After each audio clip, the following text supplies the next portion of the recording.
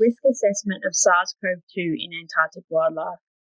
This presentation is a summary of the risk assessment conducted by the Antarctic Wildlife Health Monitoring Group, examining the risks of SARS-CoV-2 in Antarctic wildlife. The COVID-19 pandemic is caused by the severe acute respiratory syndrome coronavirus 2. This is a novel coronavirus that is closely related to other coronaviruses found in bats and pangolins. The virus is suspected to have originated in a yet-to-be-determined animal and spread to humans via an unknown intermediate host.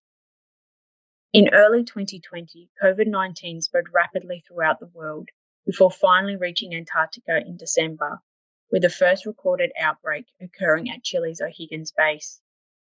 This recent outbreak and the virus's ability for cross-species transmission raises concerns about the potential risks of the virus to Antarctic wildlife. So, is there a risk?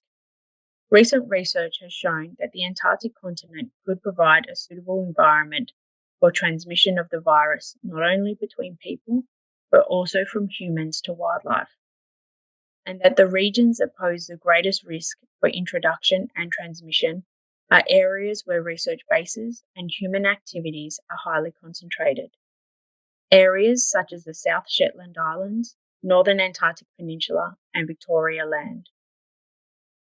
In early 2020, Damas and colleagues predicted that based on the comparative and structural analysis of the ACE2 receptor, animals such as pinnipeds and seabirds should have a very low susceptibility to the virus, while cetaceans are considered to be highly susceptible.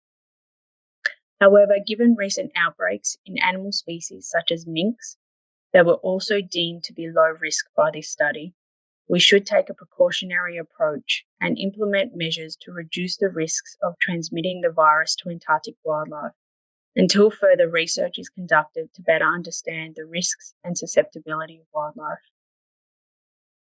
A number of potential transmission routes have been identified. These include via close contact with humans, transmission via migratory species, and human movement between bases and wildlife colonies, and the potential transmission via sewage. Based on the current knowledge of SARS-CoV-2, we recommend the following guidelines outlined in Barbosa et al., in addition to current biosecurity measures and regulations aimed at limiting animal disturbance. Some of those recommendations include regular testing of staff and tourists, self-isolation for anyone displaying symptoms, and limiting close interactions with wildlife, with close contact being restricted to essential scientific purposes only. And for those coming into close contact with animals, appropriate PPE such as face masks and gloves should be worn at all times. Regular disinfection of clothing and footwear should occur prior to and after visiting any wildlife colonies. And we should survey the presence of SARS-CoV-2 in wastewater. For further recommendations or for more information about the risk assessment, please see the Barbosa et al. Paper in the Science of the Total Environment, or alternatively, you can get a copy of the paper on the SCAR website. Thank you.